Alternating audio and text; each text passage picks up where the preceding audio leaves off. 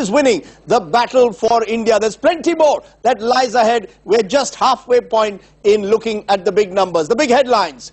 India has voted, but who is set to win the big battle for India? Is it Narendra Modi, or can the Congress and the BJP hold on? All the big numbers and analysis right through this evening.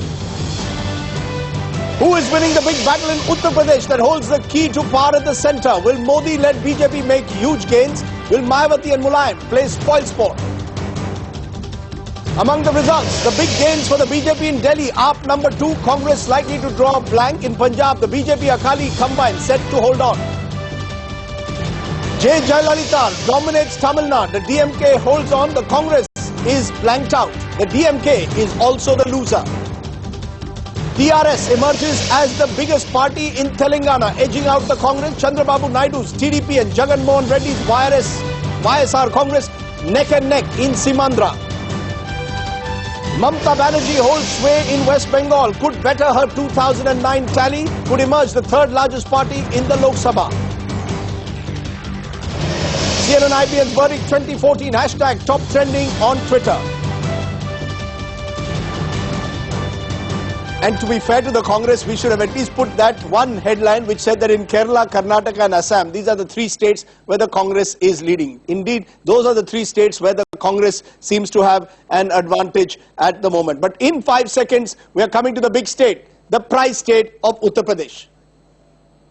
Okay, let's look at the numbers for Uttar Pradesh. Remember that doors to Delhi often lead through Lucknow. 2009 vote share, Uttar Pradesh 80 seats on offer, the BSP at 27%, Samajwadi Party 23%, Congress, remember in alliance there, had 22%, 18% to the BJP-led alliance, 10% to others. Congress includes RLD and Congress. Take a look at now 2014 vote share and how that is translating. BSP is down 21%. That's as low as they've been in a long time. Samajwadi Party, surprisingly as per our poll, is just about where it is, 24%. Congress taking the hit from 22% down to 10. So the Congress is the party taking the hit at the moment in Uttar Pradesh. And the BJP is the gainer. They've taken votes from the BSP and the Congress, 40%, the highest that they've been since the 1998 polls of Vajpayee, and others are 5%. So the BJP is emerging as the big player of Uttar Pradesh. How is all this translating into seats? Take a look at 80 seats projections. BJP 40%, SP 24%, BSP 21%, Congress 10%. The ultimate nightmare for you, Rajiv Karandikar. Let's be honest to our viewers, UP is the state which can often be Ulta Pradesh, even for all psephologists. What are the numbers you are giving?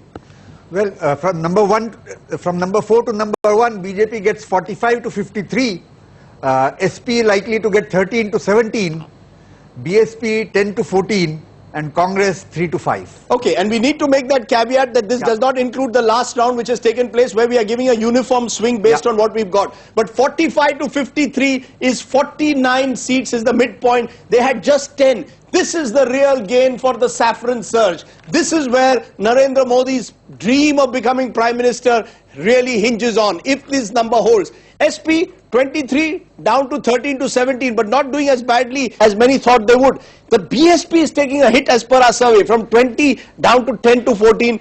Congress is really taking the biggest hit. This is with the RLD, it was 26. It's now down to 3 to 5 seats only. You want to put your money on this one?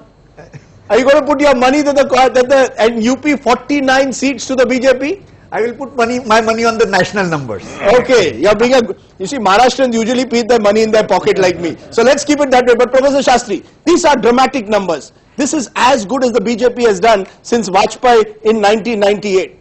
2 factors here in this, Rajdeep. One, in a 4-cornered contest, if a party is getting something like 40% of the vote share, now that's a huge advantage, and they're 16% ahead of the next party, which is the Samajwadi Party. So I think what Rajiv has projected of 45 to 53 is, I think, a reflection of this multi-cornered contest and the nature of vote share that they have. At 40% you are saying, when the other parties are getting between 20-22% of the vote, then their vote is getting divided, so it is advantage to this party to such a big extent. And also, if you look at all the regions of the state, except Eastern UP, which went to the polls today, in all the other regions, save Northeast UP, the BJP is ahead of the other parties. Now that is a... So it's a uniform swing. There's a sense that there's a uniform swing. So Amit Shah could well be the man of the match. Akar Patel joining us at the moment, senior journalist, someone who knows Amit Shah and Modi well. Sharad Pradhan, UP's leading journalist, also with us. And let's get a sense of this. Are you surprised, Sharad? I'm going to come to you first. The first number, are you surprised, given that you've been traveling across UP, BJP could get 49 to 50 seats? Well, even if you remember, more than a month back, I had said that BJP could get anything between 40 to 45. And as the election has proceeded, you know, BJP has consolidated more. It is not BJP, let me correct myself. It is Modi, because the vote is in the name of Modi. I didn't come across anybody in all the throughout the campaign. I think I came across not even half a dozen people who talked about voting for the BJP. That's a very significant thing. You know, BJP leadership was in the party was in a shambles. The organization was in a shambles in UP. Yes, Amit Shah may be credited for putting the organization in place, but the vote has come entirely because of the persona of this man. Are you saying even more than the Vajpayee years? You saw the Vajpayee years. In the Vajpayee years, there was the Ram Mandir movement. The BJP was originally propelled through the 90s based on a clear Hindutva agenda. What was the agenda on the ground this time? Or was it different for different parts? Western UP polarized the voter after Muzaffarnagar. Was it different in Eastern UP? Play the caste card, strong OBC, non-Yadav OBCs. Was it different for other parts where you played the developmental card? Did the BJP play different strategies for different parts of Uttar Pradesh? No, I think one thing was very significant, that Modi shunned from making any mention of any of the Hindutva issues. I think that is what made it. Had it been the traditional BJP voter, you know, then the things would have been different. They couldn't have scored. So you're saying he's got new voters in the line? He's got the new voter. He's got new voters, younger voters, possibly, who are not influenced by Hindutva, who are not impressed by Hindutva.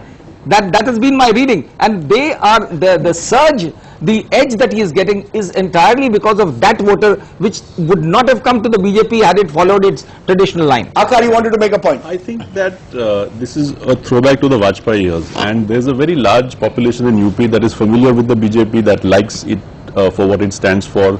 Mr. Modi gives all these castes and subcastes the chance to come together under the BJP banner again. Are you saying there's a subliminal Hindutva agenda? There is no question that I think after Muzaffarnagar and the rest of the nation might play out differently, I don't know. But the riots helped the BJP to consolidate the voters who had left it after the late 90s. And I think Mr. Modi's coming has given all these groups the chance to gather again under the Yes, there is I think Akar is very right in saying this, because if you look at the support, UP is one of the few states where people have said that we are voting for the BJP because of Modi.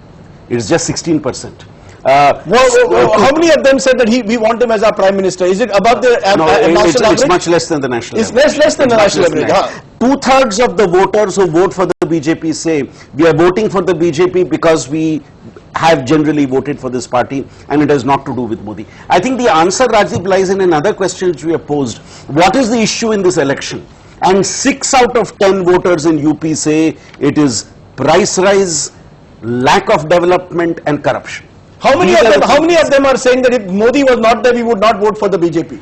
17%. I mean, the Modi is not a factor is said by around 17%. Only 17%. 17%. 64% say that we would have voted for the BJP irrespective of who was the prime minister. Irrespective of who was the prime ministerial candidate.